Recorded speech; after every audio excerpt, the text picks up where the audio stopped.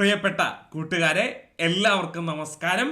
പരീക്ഷ അവസാനത്തെ ലാപ്പിലേക്ക് എത്തി നിൽക്കുകയാണ് അല്ലേ? നമ്മുടെ റിവിഷൻ എന്നൊക്കെ പറയുന്നത് ഏറ്റവും അവസാനത്തെ ഘട്ടത്തിലേക്ക് എത്തി നിൽക്കുന്ന സമയമാണ്. അപ്പോൾ ഡിഗ്രി ലെവലിലുള്ള പരീക്ഷയ്ക്ക് തയ്യാറെടുക്കുന്ന പ്രിയപ്പെട്ട കൂട്ടുകാർക്ക് വേണ്ടി ഒരു മലയാളം മാതൃകാ ചോദ്യപേപ്പറുമായിട്ടാണ് എത്തിയിരിക്കുന്നത് ഞാൻ. നമുക്കപ്പോൾ തുടങ്ങാം. വളരെ പ്രധാനപ്പെട്ടതാണ്. പരീക്ഷയ്ക്ക് എങ്ങനെയാണ് ചോദ്യങ്ങൾ വരുന്നത് എന്നുള്ളതിനെ കുറിച്ചൊരു ഉത്തമ ധാരണ കിട്ടാനും നിങ്ങൾ പഠിച്ച് കഴിഞ്ഞ കാര്യങ്ങളെ ഒന്ന് ഓർത്തെടുക്കാനും ഇന്നത്തെ സെഷൻ നിങ്ങളെ സഹായിക്കും എന്ന് വിചാരിക്കുന്നു. അപ്പോൾ എല്ലാവർക്കും സ്വാഗതം പുതിയൊരു മാതൃകാ ചോദ്യ പേപ്പറിലേക്ക്. ഒന്നാമത്തെ ചോദ്യം കലാ സംസ്കാരവുമായി ബന്ധപ്പെട്ടതാണ്. ചോദ്യം ഇതാണ്: ചലിക്കുന്ന ശില്പം എന്നറിയപ്പെടുന്ന നൃത്തരൂപമേത്? ഈ ചോദ്യം 15 ഉണ്ട്. 15 ചോദ്യവും നിങ്ങൾക്ക് മുന്നിൽ അവതരിപ്പിച്ചതിന് ശേഷം ഒടുവിലെ ഉത്തരം പറയൂ കേട്ടോ. അപ്പോൾ ഈ ചോദ്യം കേൾക്കുമ്പോൾ തന്നെ അല്ലെ, നമ്മൾ പതിവായിട്ട് ചെയ്യാറുള്ളത് പോലെ ഈ ചോദ്യം വായിച്ചു കാണുമ്പോൾ തന്നെ നിങ്ങൾ എന്ത് ചെയ്യുക, 1 എന്ന് ക്വസ്റ്റ്യൻ നമ്പർ ഇട്ടിട്ട് ABCD മാർക്ക് ചെയ്തോളുക. എന്നിട്ട് 15 ചോദ്യങ്ങളും പൂർണ്ണമാകുമ്പോൾ മാത്രം അല്ലെ എത്ര നമ്മുടെ ഉത്തരം സൂചിക ഞാൻ നിങ്ങൾക്ക് മുന്നിൽ അവതരിപ്പിക്കാം കേട്ടോ. ഒന്നാമത്തെ ചോദ്യം: ചലിക്കുന്ന ശില്പം എന്നറിയപ്പെടുന്ന നൃത്തരൂപം ഏത്? ഭരതനാട്യം, കഥക്ക്, ഒഡീസി, കുച്ചിപ്പുടി. ഇതിലേതാണ് ചലിക്കുന്ന ശില്പം എന്നറിയപ്പെടുന്ന നൃത്തരൂപം? ഇതാണ് ഒന്നാമത്തെ ചോദ്യം. ഓക്കെ, ഒന്നാമത്തെ ചോദ്യം മാർക്ക് ചെയ്തെന്ന് വിചാരിക്കുന്നു. രണ്ടാമത്തെ ചോദ്യത്തിലേക്ക് കടക്കുന്നു. 2023 ONV സാഹിത്യ പുരസ്കാരം നേടിയത് ഇവരിൽ ആരാണ്? Option A Subhash Chandran, option B Sree Radhakrishnan, option C Sethu, option D T Padmanabhan. Okay, ഉത്തരം എഴുതിയെന്ന് വിചാരിക്കുന്നു. മൂന്നാമത്തെ ചോദ്യത്തിലേക്ക് കടക്കുന്നു. മൂന്നാമത്തെ ചോദ്യം ഇതാണ്: ശരിയായ പദമേത്? പ്രസ്താവന, യാദൃച്ഛികം, പ്രദക്ഷിണം, ശുശ്രൂഷ. ഇതിലേതാണ് ശരിയായ പദം എന്നതാണ് മൂന്നാമത്തെ ചോദ്യം. നാലാമത്തെ ചോദ്യത്തിലേക്ക് കടക്കാം. നാലാമത്തെ ചോദ്യം ഇതാണ്: ശരിയായ വാക്യം കണ്ടെത്തുക. ഓപ്ഷൻ എ അദ്ദേഹം തന്റെ പത്നിയോടൊപ്പം ഇവിടെ വരാറുണ്ട്. ഓപ്ഷൻ ബി ന്യായാധിപൻ കുറ്റം ചെയ്തതിന് പ്രതിയെ ശിക്ഷിച്ചു. ഓപ്ഷൻ സി കുടിക്കാനും കുളിക്കാനും വസ്ത്രങ്ങൾ അലക്കാനും ജലം ധാരാളം വേണം. ഓപ്ഷൻ ഡി അവനോ അതോ അവളോ പോകണം. ഇതിലേതാണ് ശരിയായ വാക്യം എന്നുള്ളതാണ് നാലാമത്തെ ചോദ്യം. അപ്പോൾ ഉത്തരമൊക്കെ കൃത്യമായിട്ട് വായിച്ചു നോക്കി ഉത്തരം മാർക്ക് ചെയ്യുന്നുണ്ടെന്ന് വിചാരിക്കുന്നു. അഞ്ചാമത്തെ ചോദ്യത്തിലേക്ക് കടക്കാം. ചോദ്യം ഇതാണ്: വസുധ എന്ന പദത്തിന് സമാനമായി അർത്ഥമുള്ള പദമേത്? മഹീരുഹം, ശാഖി, ക്ഷിതി, ക്ഷതി.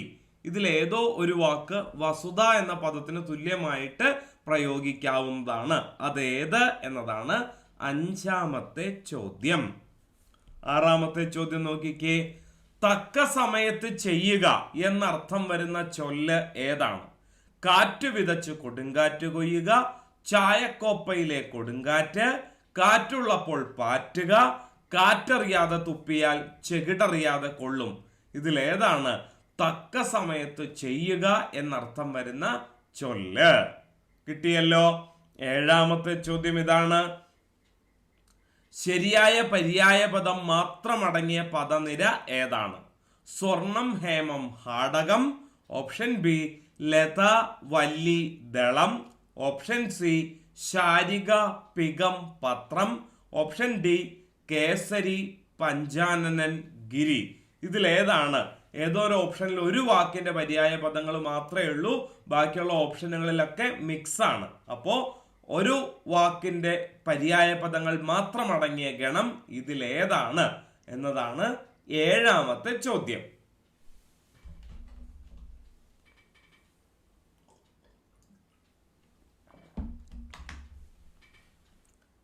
മാർക്ക് ചെയ്തല്ലോ. എട്ടാമത്തെ ചോദ്യത്തിലേക്ക് കടക്കാം. എട്ടാമത്തെ ചോദ്യം ഇതാണ്: കാഥികൻ എന്ന പദത്തിന്റെ എതിർലിംഗം ഏതാണ്? കാഥകി, കാഥികി, കാഥിക, കാഥക. ഇതിലേതാണ് കാഥികൻ എന്ന വാക്കിന്റെ എതിർലിംഗ പദം എന്നതാണ് എട്ടാമത്തെ ചോദ്യം. 9 when in Rome be a Roman സമാനമായ മലയാളം ചൊല്ല് ഏതാണ്? ഓപ്ഷൻ എ ആനക്കാര്യത്തിനിടയിൽ ചേനക്കാര്യം. ഓപ്ഷൻ ബി ചേരയെ തിന്നുന്ന നാട്ടിലെത്തിയാൽ നടുത്തുണ്ടം തിന്നണം. ഓപ്ഷൻ സി റോമാനഗരം കത്തുമ്പോൾ വീണ വായിക്കുക. ഓപ്ഷൻ ഡി അമ്മയ്ക്ക് പ്രാണവേദന മകൾക്ക് വീണ വായന. ഇതിലേതാണ് when in Rome be a Roman എന്നതിനോട് ആശയം കൊണ്ടൊക്കുന്ന ചൊല്ല്? കിട്ടിയല്ലോ. 10ാമത്തെ ചോദ്യം ഇതാണ്. 10ാമത്തെ ചോദ്യം, ആശാസ്യം എന്ന പദത്തിന്റെ വിപരീതം എന്താണ്? ആരാധ്യം, നിരാശാസ്യം, അനാശാസ്യം, നിശാസ്യം. ഇതിലേതാണ് ആശാസ്യം എന്ന വാക്കിന്റെ വിപരീത പദം? കിട്ടിയല്ലോ. 11ാമത്തെ ചോദ്യത്തിലേക്ക് കടക്കാം. ചോദ്യം ഇതാണ്. തമ്പ്രാക്കൾ എന്ന പദം ഏത് വചന വിഭാഗത്തിൽ പെടുന്നു? ദ്വിവചനം, ഏകവചനം, സലിംഗ ബഹുവചനം, അലിംഗ ബഹുവചനം. ഇതിലെവിടെയാണ് തമ്പ്രാക്കൾ എന്ന വാക്ക് ഉൾപ്പെടുന്നത്? കിട്ടിയല്ലോ. 13ാമത്തെ ചോദ്യത്തിലേക്ക് കടക്കുന്നു. ചോദ്യം ഇതാണ്. ഭൂമിയെ സംബന്ധിക്കുന്നത് എന്നതിന്റെ ഒറ്റപ്പദം ഏതാണ്? ഭൂമിക, ഭൗമികം, ഭൗമം, അഭൗമം.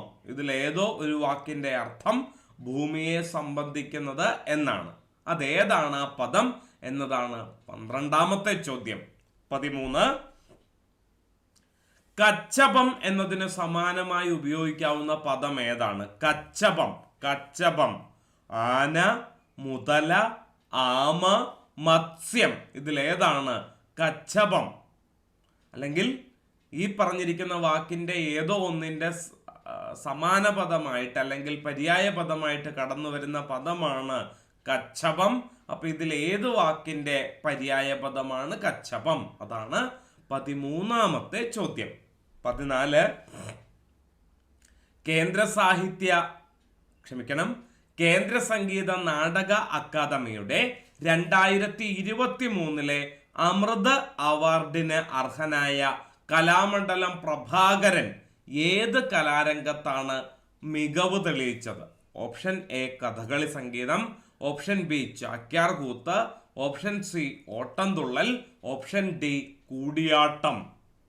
ഇതിലേതിലോ ഒരു കലാരംഗത്തെ പ്രതിഭയ്ക്ക് കലാമണ്ഡലം പ്രഭാകരന് 2023 അമൃത പുരസ്കാരം ലഭിക്കുകയുണ്ടായി.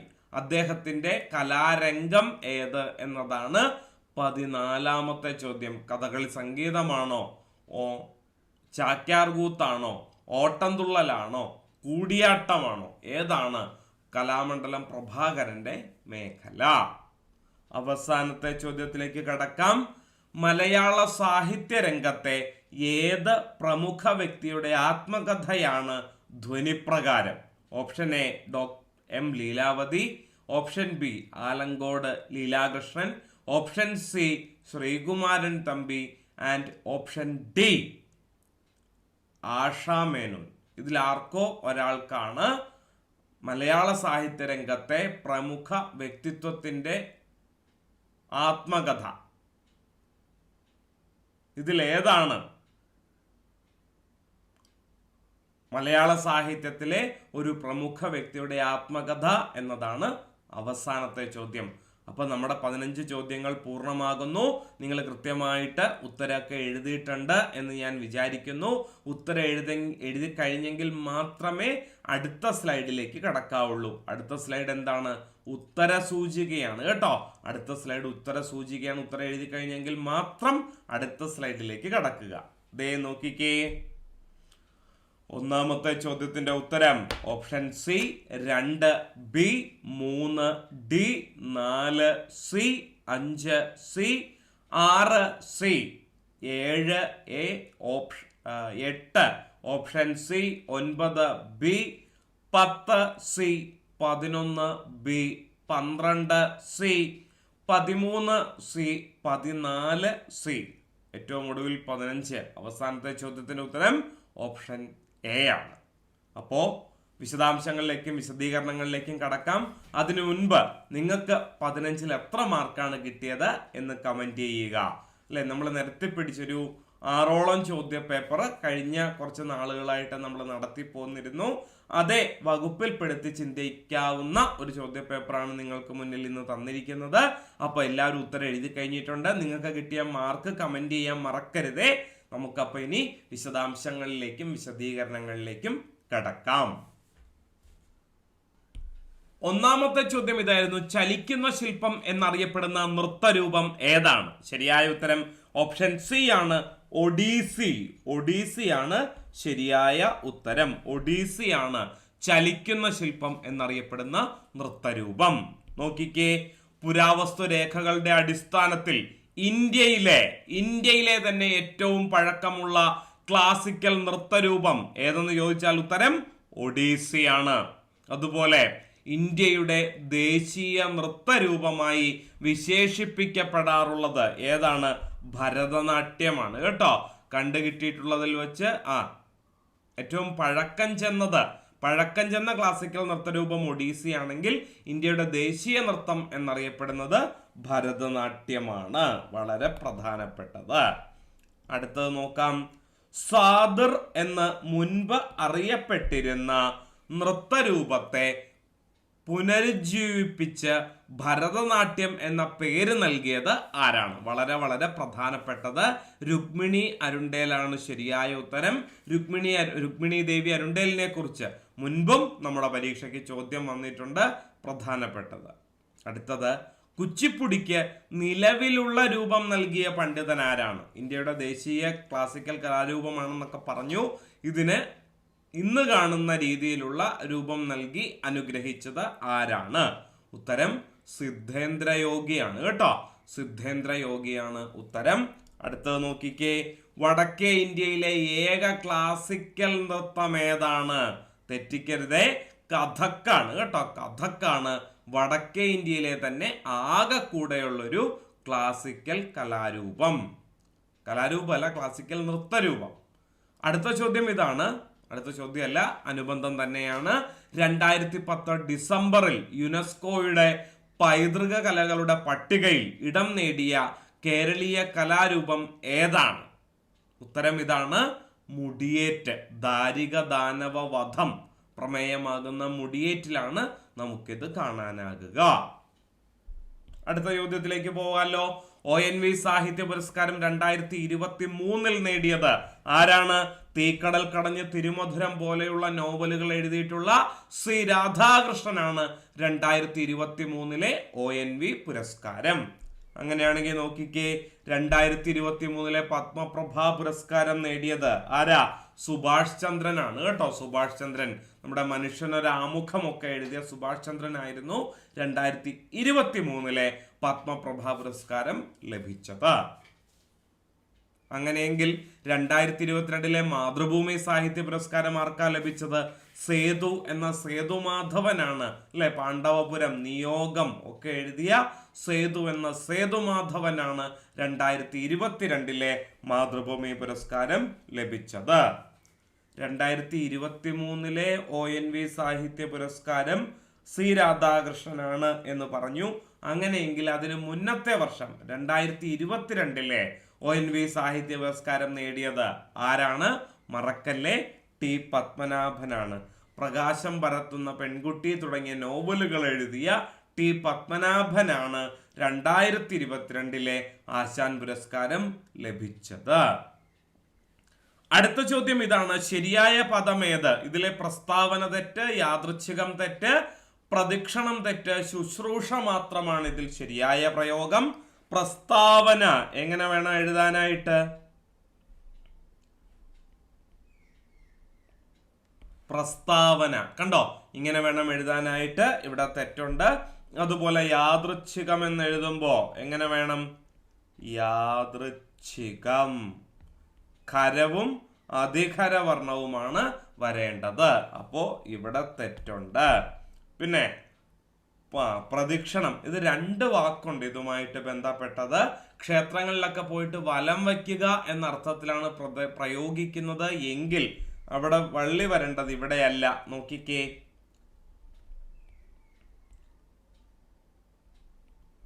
പ്രദക്ഷിണമാണ് ശരിയായ പദം. നോക്കിക്കേ, ഇവിടെ എഴുതിയിട്ടുണ്ട് പ്രസ്താവന, അല്ലെ? പ്രസ്താവന എന്ന് എഴുതുന്നിടത്ത് എന്താ വേണ്ടത്? തായാണ് വേണ്ടത് കേട്ടോ. യാദൃച്ഛികം ഛായും ഛായുമാണ് വേണ്ടത്. പ്രദക്ഷിണം എന്ന് എഴുതിയിരിക്കുന്നത് ശ്രദ്ധിക്കുക. പിന്നെ പ്രദക്ഷിണം എന്ന് പറഞ്ഞാൽ അമ്പലത്തിൽ മറ്റും പോയിട്ട് വലം വയ്ക്കുന്നതിനെയാണ് എന്ത് പറയുന്നത്? പ്രദക്ഷിണം വയ്ക്കുക എന്ന് പറയുന്നത്. വേറൊരു വാക്ക് ശ്രദ്ധിച്ചേ, പ്രദക്ഷിണം. ഇതും ശരിയായ വാക്കാണ് കേട്ടോ. നിമിഷം തോറും,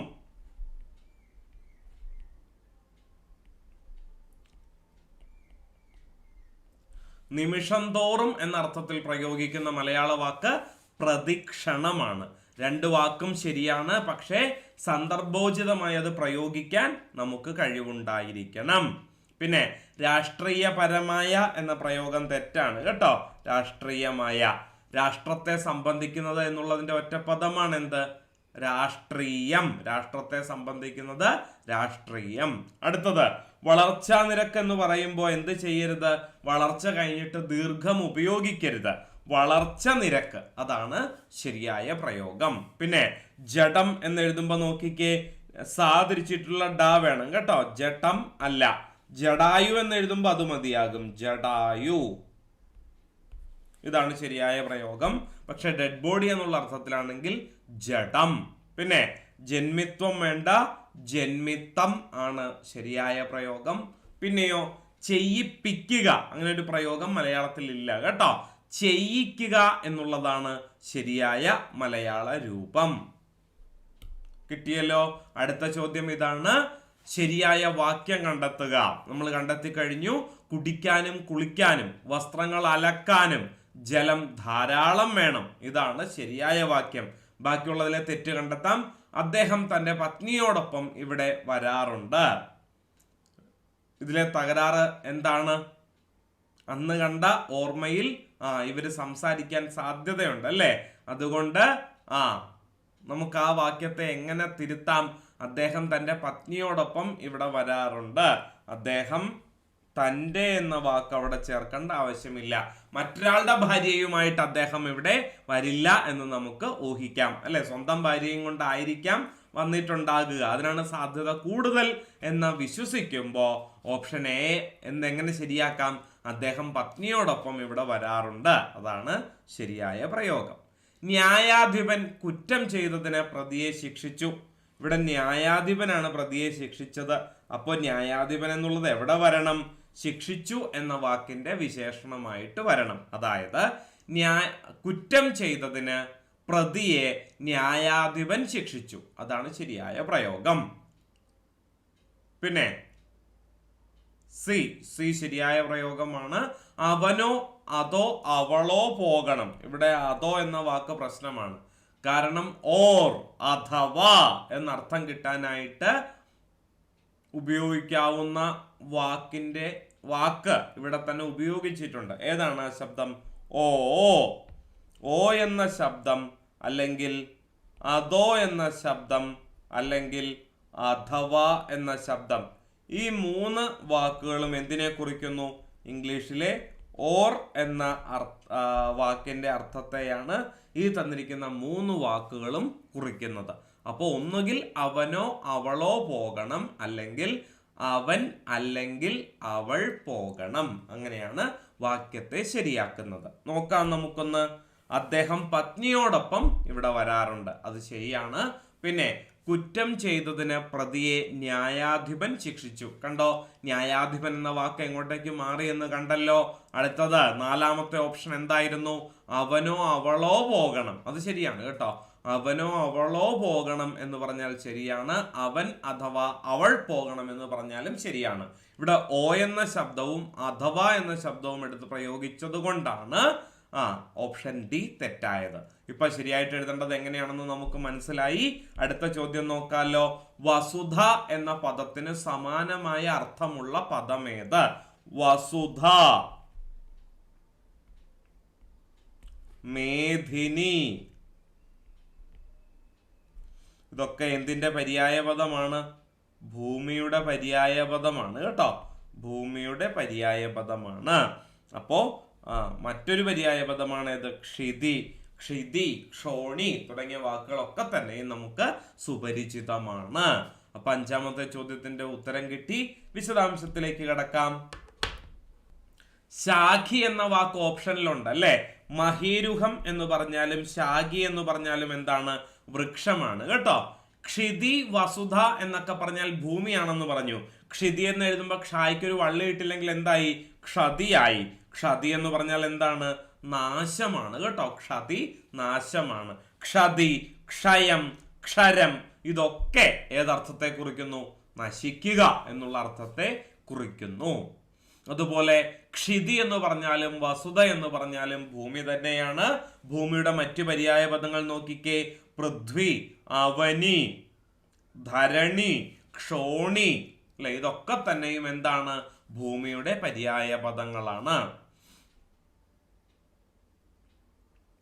ധാത്രി, ധാത്രി ഇവിടെ ഉൾപ്പെടുത്തിയിട്ടില്ല കേട്ടോ. ധാത്രി എന്ന വാക്കിന് ഏതർത്ഥമുണ്ട്? വളർത്തമ്മയെന്നും അർത്ഥമുണ്ട്, ഭൂമി എന്നും അർത്ഥമുണ്ട്. പിന്നെ വൃക്ഷത്തിന്റെ പര്യായ പദങ്ങൾ ഏതൊക്കെയാ? തരു, പാദപം, വിടപം, ഭൂരുഹം ഇതൊക്കെ തന്നെയും അല്ലെ എന്താണ്? വൃക്ഷത്തിന്റെ പര്യായ പദങ്ങളാണ്.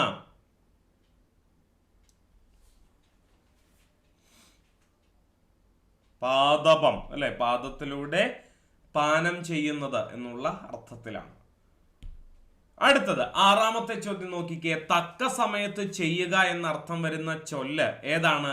കാറ്റുള്ളപ്പോൾ പാറ്റുകയാണ്. കേരളത്തിലെ കർഷക സംസ്കാരവുമായി ബന്ധപ്പെട്ട ഒരു ശൈലിയാണ് കാറ്റുള്ളപ്പോൾ പാറ്റുക. വൈകുന്നേരങ്ങളിൽ പാടശേഖരങ്ങളിൽ കൊയ്തെടുത്തതിന് ശേഷം അതിലെ നല്ല നെല്ലിനെയും മോശപ്പെട്ട നെല്ലിനെയും തരംതിരിക്കുന്നതിന് വേണ്ടിയിട്ടാണ് കാറ്റ് വരുമ്പോഴത്തേക്കും മുറത്തിൽ നെല്ലെടുത്തിട്ട് താഴത്തേക്ക് കൊഴിച്ചിടുന്നത്. അപ്പൊ അകത്തൊന്നും ഇല്ലാത്ത നെല്ലാണെങ്കിൽ കാറ്റുകൊണ്ട് പറന്നുപോയി ദൂരെ ചെന്ന് മറ്റൊരു കൂനയായിട്ട് അത് രൂപം കൊള്ളും. അതേസമയം വെയിറ്റുള്ള നല്ല നെല്ലാണെങ്കിലോ താഴത്തേക്ക് ചൊരിയുമ്പോൾ കാറ്റുണ്ടെങ്കിലും അതെന്തേ ചെയ്യൂ? താഴെ വന്ന് വീഴുകയുള്ളൂ, പറന്നു പോവില്ല. അങ്ങനെയാണ് തെറ്റ് ശരികളെ, നന്മ തിന്മകളെ വേർതിരിക്കുന്നത് കേട്ടോ. അപ്പൊ തക്ക സമയത്ത് ചെയ്യുക എന്നർത്ഥം വരുന്ന ചൊല്ല് ഏതാണ്? കാറ്റുള്ളപ്പോൾ പാറ്റുക. ഈ പാറ്റുക എന്നതിന്റെ സ്ഥാനത്ത് തൂറ്റുക എന്ന് തന്നുകൊണ്ട് പല ചോദ്യ പേപ്പറും കണ്ടിട്ടുണ്ട്. അത് ശരിയല്ലാത്ത പ്രയോഗമാണ്. കാറ്റുള്ളപ്പോൾ പാറ്റുക ആണ് ശരിയായ പ്രയോഗം. പിന്നെ നോക്കിക്കേ, കാറ്റ് വിതച്ച് കൊടുങ്കാറ്റ് കൊയ്യുക. ശൈലിയുടെ അർത്ഥം എന്താ? ചെറിയ നഷ്ടം സഹിച്ച് വലിയ ലാഭം കൊയ്യുക എന്നാണ്. അങ്ങനെയെങ്കിൽ thunder in a tea cup അല്ലെങ്കിൽ ചായക്കോപ്പയിലെ കൊടുങ്കാറ്റ് എങ്ങനെ പരിഭാഷപ്പെടുത്തണം? അല്ലെങ്കിൽ എന്താണ് അതിന്റെ അർത്ഥം? വലിയ ചിന്തകൾ ചെറിയ കാര്യങ്ങളിൽ നിന്ന് ആരംഭിക്കുന്നു. രാവിലെ എണീറ്റ് ഒരു ചായയൊക്കെ കുടിക്കുമ്പോഴായിരിക്കും നമുക്ക് പുതിയൊരു ഐഡിയ തലയിൽ മിന്നുന്നത്. അതിനെയാണ് ചായക്കോപ്പയിലെ കൊടുങ്കാറ്റ് എന്ന് പറയുന്നത്. അടുത്തത് നോക്കിക്കേ, കാറ്ററിയാതെ തുപ്പിയാൽ ചെകിടറിയാതെ കൊള്ളും. കാറ്റുള്ളപ്പോൾ പാറ്റുകയുമായിട്ട് അതിന് ബന്ധമുണ്ട് കേട്ടോ. അതായത് നമ്മൾ ബസ്സിലും അല്ലെങ്കിൽ ട്രെയിനിലൊക്കെ യാത്ര ചെയ്തുകൊണ്ടിരിക്കുമ്പോൾ മുറുക്കാനോ അല്ലെങ്കിൽ എന്തെങ്കിലും വായിലുണ്ടെങ്കിൽ നമ്മളത് പുറത്തേക്ക് തുപ്പുകയാണ്. വണ്ടി മുന്നോട്ട് അതിവേഗം പോയിക്കൊണ്ടിരിക്കുകയാണ്. ആ സമയത്ത് ഈ വണ്ടിയിൽ നിന്നുള്ള കാറ്റടിച്ചിട്ട് പുറകിലിരിക്കുന്ന ആളുടെ ജനാലയിലേക്കായിരിക്കും എന്താണോ നമ്മൾ തുപ്പിയത് അത് എത്തിച്ചേരുക. അതുകൊണ്ടാണ് എന്തു പറയുന്നത്? സന്ദർഭോചിതമായി പ്രവർത്തിച്ചില്ലെങ്കിൽ ആപത്ത് സംഭവിക്കും എന്ന് പറയുന്നത്. കിട്ടിയല്ലോ. അടുത്ത ചോദ്യം നോക്കിക്കേ. ശരിയായ പര്യായ പദം മാത്രം അടങ്ങിയ പദനിര ഏതാണ്? ഓപ്ഷൻ എ ആണ് കേട്ടോ. സ്വർണം, ഹേമം, ഹാടകം അത് മൂന്നും സ്വർണത്തിന്റെ പര്യായ പദങ്ങളാണ്. ലത, വല്ലി ഇത് രണ്ടും വള്ളി എന്ന അർത്ഥത്തെ കുറിക്കുന്നു. പക്ഷെ ദളം എന്ന വാക്കിന്റെ അർത്ഥം എന്താണ്? പെറ്റലാണ് അല്ലെ. PETEL പെറ്റൽ എന്ന് പറയും. പൂവിന്റെ ഒക്കെ ഇതളിനെയാണ് ദളം എന്ന് പറയുന്നത്. പിന്നെ നോക്കിക്കേ, ശാരിക, പികം, പത്രം. ശാരികയും പികവും എന്താണ്? തത്തയുടെ പര്യായ പദമാണ്. പക്ഷെ പത്രം എന്ന വാക്കിന് ഇല എന്നാണ് അർത്ഥം കേട്ടോ. പത്രം ഇലയാണ്. ഓപ്ഷൻ ഡി നോക്കിക്കേ, കേസരി, പഞ്ചാനനൻ, ഗിരി. ഇതിൽ കേസരിയും പഞ്ചാനനനും സിംഹത്തിന്റെ പര്യായ പദമാണ്. പക്ഷെ ഗിരി എന്നുള്ളതോ പർവ്വതത്തിന്റെ പര്യായ പദമാണ്. കിട്ടിയല്ലോ. നമുക്ക് നോക്കാം. സ്വർണം, സ്വർണത്തിന്റെ മറ്റ് പര്യായ പദങ്ങൾ ഇവിടെ ഉൾപ്പെടുത്തിയിട്ടുണ്ട്. കനകം, കാഞ്ചനം, ഹേമം, ഹിരണ്യം, ചാമീകരം ഇതൊക്കെ എന്താണ്? സ്വർണത്തിന്റെ പര്യായ പദമാണ്. ലത, വല്ലി എന്നൊക്കെ പറഞ്ഞാൽ വള്ളിയുടെ പര്യായമാണ്. അതിൽ തന്നെ വല്ലി എന്ന വാക്കിന് വള്ളി, യുവതി, ഭൂമി, കൂലി എന്നൊക്കെ അർത്ഥമുണ്ട്. ദളം നേരത്തെ പറഞ്ഞിരുന്നു, ഇതൾ എന്ന അർത്ഥത്തിലാണ് ദളം എന്ന വാക്ക് പ്രയോഗിക്കാറുള്ളത്. പത്രം എന്ന വാക്കിന് ഇല എന്നും ചിറക് എന്നും അർത്ഥമുണ്ട്. ഞാൻ നേരത്തെ ഇലയുടെ കാര്യം മാത്രമേ പറഞ്ഞുള്ളൂ. ചിറക് എന്നുകൂടി അർത്ഥം വരുന്ന വാക്കാണേത്? പത്രം എന്നുള്ളത്. അടുത്ത ചോദ്യത്തിലേക്ക് കടക്കാലോ. തീർന്നിട്ടില്ലായിരുന്നു. ശാരിക, ശാരിക, ശുഗം അല്ലെ, ഇതൊക്കെ എന്തിന്റെ പര്യായ പദമാണ്? തത്തയുടെ പര്യായ പദമാണ്. ശുഗം തത്തയാണെങ്കിൽ പികം എന്താണ്? കുയിലിന്റെ പര്യായമാണ് കേട്ടോ. കേസരി എന്ന് പറഞ്ഞാലും പഞ്ചാനനൻ എന്ന് പറഞ്ഞാലും പഞ്ചാസ്യൻ എന്നൊക്കെ പറഞ്ഞാലും ആര് തന്നെയാണ്? സിംഹം തന്നെയാണ്. ഗിരി എന്നുള്ളതോ പർവ്വതത്തിന്റെ പര്യായ പദമാണ്.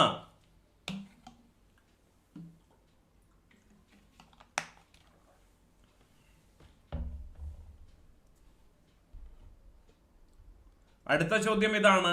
കാഥികൻ എന്ന പദത്തിന്റെ എതിർലിംഗ പദം എന്താണ്? ബാക്കിയുള്ള വാക്കുകളൊക്കെ തെറ്റാണ്. കാഥികൻ എന്നതിന്റെ എതിർലിംഗ പദം കാഥിക.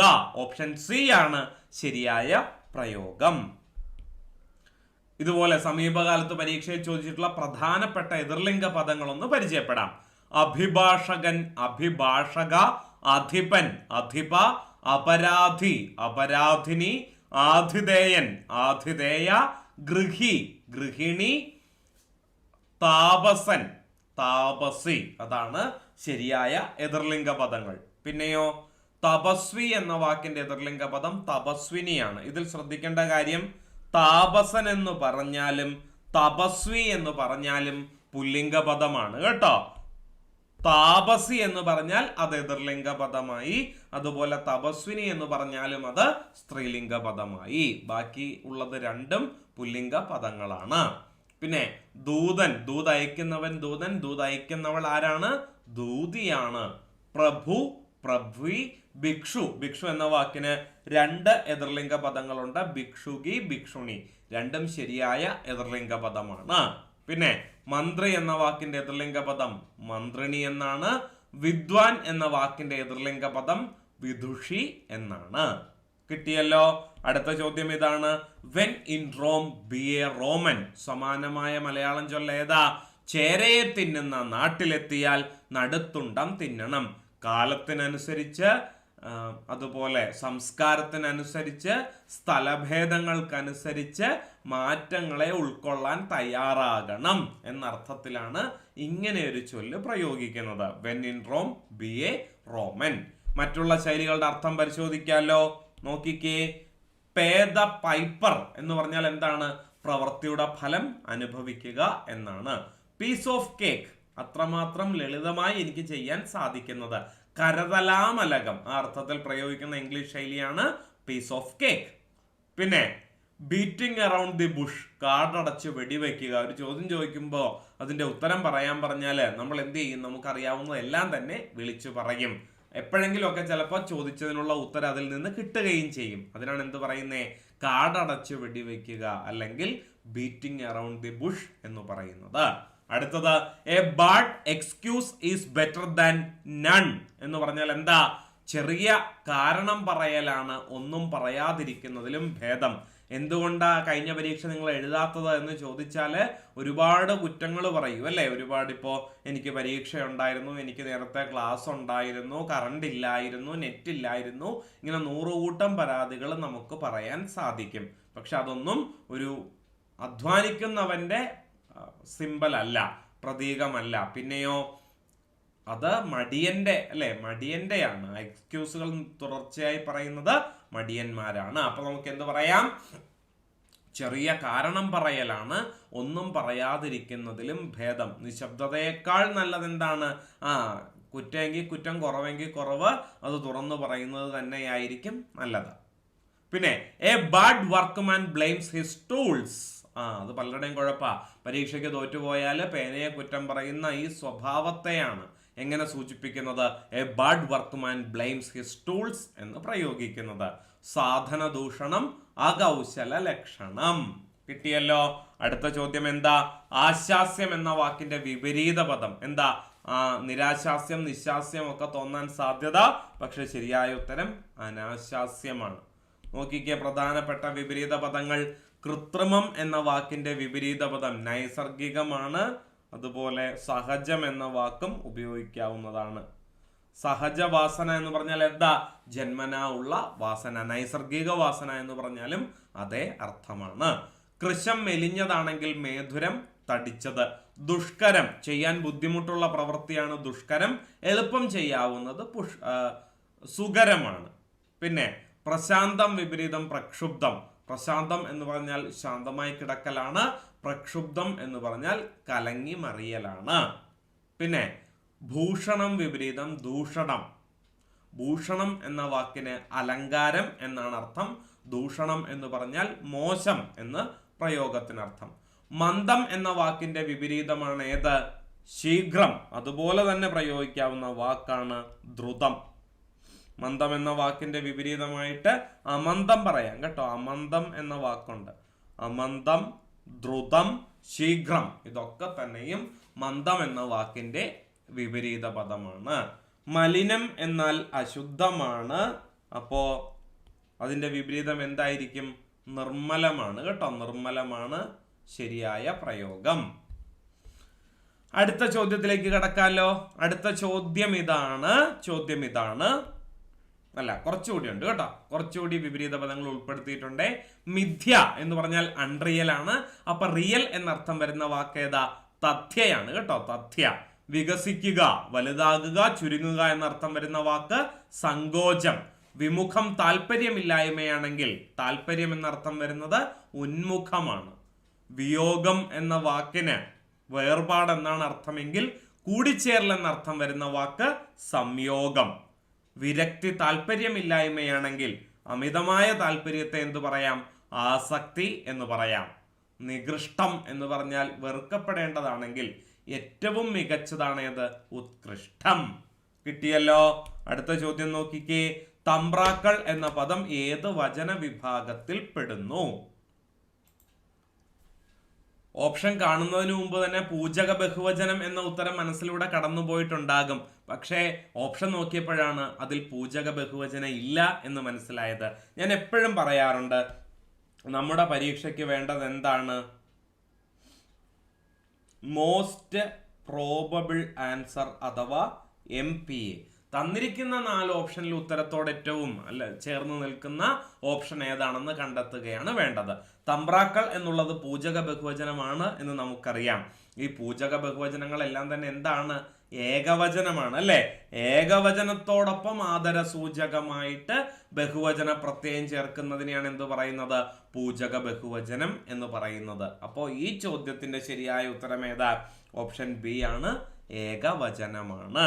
സമീപകാലത്ത് പൂജക ബഹുവചനവുമായി ബന്ധപ്പെട്ട് പരീക്ഷയ്ക്ക് വന്ന എല്ലാ വാക്കുകളെയും ഇവിടെ ഉൾപ്പെടുത്തിയിട്ടുണ്ട്. വൈദ്യർ, ഭാഗവതർ, വാദ്യാര്, ആചാര്യർ, ഗുരുക്കൾ, തമ്പ്രാക്കൾ, തിരുവടികൾ, സ്വാമികൾ, ശാസ്ത്രികൾ, ജ്യോത്സ്യർ, പണിക്കർ, മാരാർ, പത്രാധിപർ, അവർകൾ, ന്യായാധിപർ ഇതൊക്കെ തന്നെയും എന്താണ്? പൂജക ബഹുവചനത്തിന് അല്ലെങ്കിൽ ഏകവചനത്തിന് ഉദാഹരണമാണ്. മനസ്സിലായല്ലോ. അടുത്തത് നോക്കിക്കേ.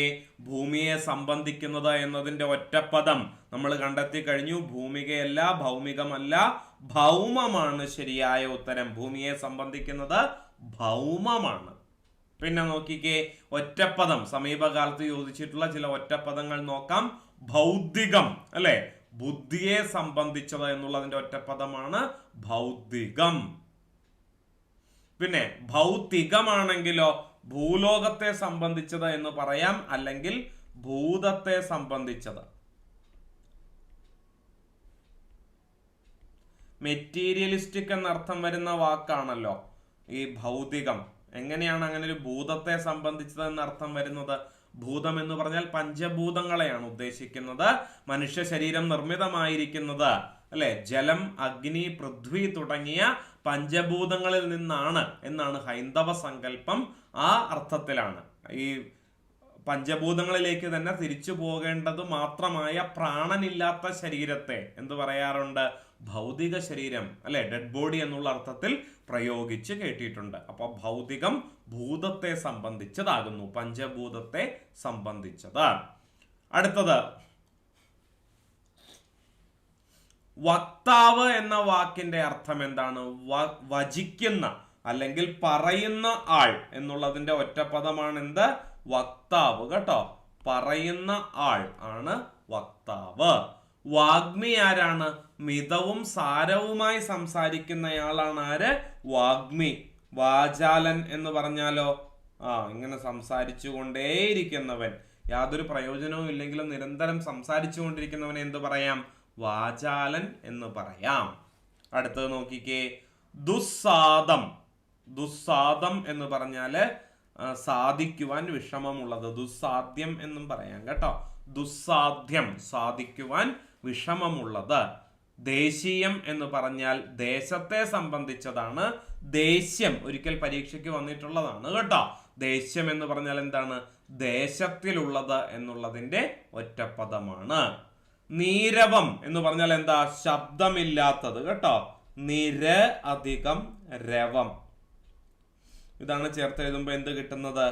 നീരവം എന്ന് കിട്ടുന്നത്. വളരെ വളരെ പ്രധാനപ്പെട്ടത്.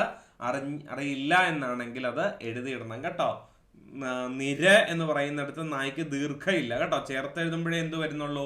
നായ്ക്ക് ദീർഘം വരുന്നുള്ളൂ. ഇവിടെയോ നിര അധികം രവമാണ്. കേട്ടോ, നിര അധികം രവം എന്നുള്ളതാണ് ശരിയായ പദം പിരിവ്.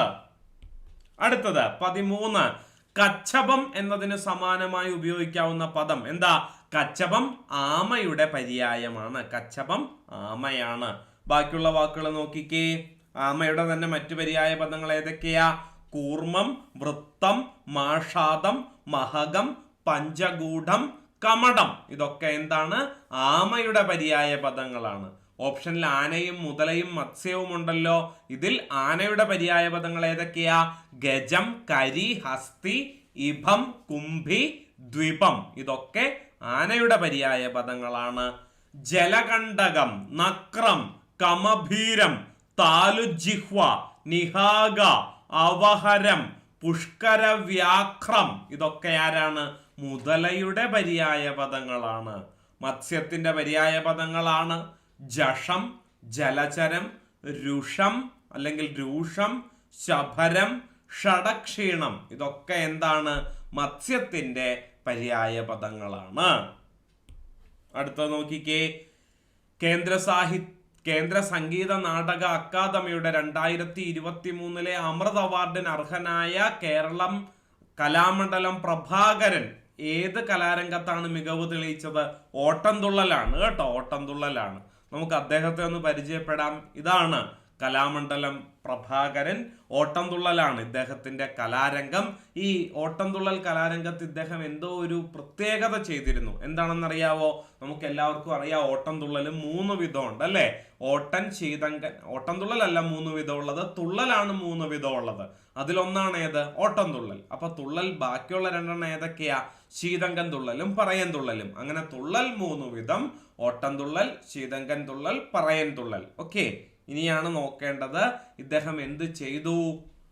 മലയാളിയായ തുള്ളൽ കലാകാരനാണ് കലാമണ്ഡലം പ്രഭാകരൻ. ഓട്ടൻ, ശീതങ്കൻ, പറയൻ എന്നിവ ഒരേ വേദിയിൽ അവതരിപ്പിക്കുന്ന തുള്ളൽ ത്രയം. കേട്ടോ, ഓട്ടം തുള്ളലും ശീതങ്കൻ തുള്ളലും പറയൻ തുള്ളലും ഒരുമിച്ച് അവതരിപ്പിക്കുന്ന തുള്ളൽ ത്രയം എന്ന ഒരു രീതിക്ക് തുടക്കം കുറിച്ച ആളാണ് ആര്? നമ്മുടെ കലാമണ്ഡലം പ്രഭാകരൻ. 2003 സൂര്യ ഫെസ്റ്റിവലിലാണ് അദ്ദേഹം തുള്ളൽ ത്രയം ആദ്യമായി അവതരിപ്പിച്ചത്. നല്ല രീതിയിൽ പ്രേക്ഷക പിന്തുണ ലഭിക്കുകയും ചെയ്തു. അടുത്ത ചോദ്യം നോക്കിക്കേ. മലയാള സാഹിത്യ രംഗത്ത് ഏത് പ്രമുഖ വ്യക്തിത്വത്തിന്റെ ആത്മകഥയാണ് ധ്വനിപ്രകാരം? ഉത്തരം ഡോക്ടർ എം ലീലാവതിയാണ്. ലീലാവതി ടീച്ചറുടെ ആത്മകഥയായ ധ്വനിപ്രകാരം ആദ്യം മാതൃഭൂമി മാസികയിൽ അച്ചടിച്ചു വരികയും പിന്നീടത് പുസ്തകമാക്കുകയും ചെയ്തതാണ് നമ്മൾ കണ്ടത്. അപ്പൊ ധ്വനിപ്രകാരം ആരുടെ ആത്മകഥയാണ്? അത് നമ്മുടെ ലീലാവതി ടീച്ചറുടെ, ഇപ്പോൾ ജീവിച്ചിരിക്കുന്നവരിൽ ഏറ്റവും തലമുതിർന്ന നിരൂപകരിൽ ഒരാൾ കൂടിയാണ് ആര്? Doctor M Leelavathi teacher. Alankode Leelakrishnan അല്ലെ, ഓപ്ഷനിൽ ഉണ്ടായിരുന്നു ആലങ്കോട് ലീലാകൃഷ്ണൻ. അദ്ദേഹം ആത്മകഥ എഴുതിയിട്ടില്ല. അദ്ദേഹത്തിന്റെ പ്രധാനപ്പെട്ട കൃതികൾ ഏതൊക്കെയാ? ഏകാന്തം, വള്ളുവനാടൻ പൂരക്കാഴ്ചകൾ, നിളയുടെ തീരങ്ങളിലൂടെ, അതുപോലെ പിയുടെ പ്രണയപാപങ്ങൾ എന്നിവ, പിന്നെ താത്രിക്കുട്ടിയുടെ സ്മാർത്ത വിചാരം, ഇതൊക്കെ തന്നെയും ആലങ്കോട് ലീലാകൃഷ്ണന്റെ കൃതികളാണ്. സ്കൂൾ ടെക്സ്റ്റ് ബുക്കിൽ 9ാം ക്ലാസ്സിലെയോ 8ാം ക്ലാസ്സിലെയോ മറ്റോ പാഠപുസ്തകത്തിൽ ഇദ്ദേഹത്തിന്റെ ഒരു പാഠഭാഗം പഠിക്കാനുണ്ട്. അതുകൊണ്ടാണ് മറ്റു കൃതികളുടെ പേരുകൾ ഇവിടെ ഉൾപ്പെടുത്തിയത്. പിന്നെ ബാക്കിയുള്ളവരുണ്ടല്ലോ. ശ്രീകുമാരൻ തമ്പി സമീപകാലത്ത് ഏറ്റവും ചർച്ച ചെയ്യപ്പെട്ട വ്യക്തിത്വമാണ്. അതുപോലെ അദ്ദേഹത്തിന്റെ ഗ്രന്ഥവും ചർച്ച ചെയ്യപ്പെടുകയുണ്ടായി. ഏതാണ് ആ ഗ്രന്ഥം? ജീവിതം ഒരു പെൻഡുലം. അത് അദ്ദേഹത്തിന്റെ ആത്മകഥയാണ്. പ്രസ്തുത ആത്മകഥയ്ക്ക് അദ്ദേഹത്തിന് വയലാർ അവാർഡ് ലഭിക്കുകയും ചെയ്തു. ആരാണ്? ആഷാ മേനോൻ. ആഷാ മേനോൻ എന്നുള്ളത് തൂലികാ നാമമാണ്. കെ ശ്രീകുമാർ എന്നുള്ളതാണ് അദ്ദേഹത്തിന്റെ ശരിയായ പേര്. പൂക്കളിൽ മഞ്ഞ്, പുതിയ പുരുഷാർത്ഥങ്ങൾ, അതൊക്കെ അദ്ദേഹത്തിന്റെ ഒരു കാലത്തെ കൃതികളാണ്. പിന്നെ അദ്ദേഹത്തിന് കേരള സാഹിത്യ അക്കാദമി അവാർഡ് കെ ശ്രീകുമാറിന് ലഭിച്ചത്, അല്ലെങ്കിൽ ആഷാ മേനോന് ലഭിച്ചത് തനുമാനസി എന്ന കൃതിക്കാണ്. അതുപോലെ 2 കേരള സാഹിത്യ അക്കാദമി അവാർഡ് ആഷാ മേനോന് ലഭിച്ചിട്ടുണ്ട്. 1994 ജീവന്റെ കയ്യൊപ്പ് എന്ന കൃതിക്കും ആഷാ മേനോൻ എന്ന കെ ശ്രീകുമാറിന് എന്ത് കിട്ടി? കേരള സാഹിത്യ അക്കാദമി അവാർഡ് ലഭിച്ചിട്ടുണ്ട്. അപ്പൊ 15 ചോദ്യങ്ങളും അതിന്റെ ഓപ്ഷനുകളിലൂടെയും ഒക്കെ ഉള്ള ഒരു ഓട്ടപ്രദക്ഷിണമാണ് ഇന്നത്തെ ക്ലാസ്സിൽ നടത്തിയത്. നിങ്ങൾക്കിത് പ്രയോജനം ചെയ്യപ്പെട്ടിട്ടുണ്ടാകും എന്ന് വിചാരിക്കുന്നു. ഒരുപാട് കാര്യങ്ങൾ മുന്നേ പഠിച്ച കാര്യങ്ങളാണ്. അതൊക്കെ ഒന്ന് റീഫ്രഷ് ചെയ്തെടുക്കാനായിട്ട് ഇന്നത്തെ ക്ലാസ് സഹായകമായിട്ടുണ്ട് എന്ന് വിചാരിക്കുന്നു. നിങ്ങളുടെ വിലയേറിയ നിർദ്ദേശങ്ങൾ, അഭിപ്രായങ്ങൾ ഒക്കെ കമന്റായിട്ട് സൂചിപ്പിക്കും എന്ന് വിചാരിക്കുന്നു. എല്ലാവർക്കും വിജയാശംസകൾ നേർന്നുകൊണ്ട് വീണ്ടും കാണാം. നന്ദി, നമസ്കാരം കേട്ടോ. നന്ദി, നമസ്കാരം. ഓക്കേ.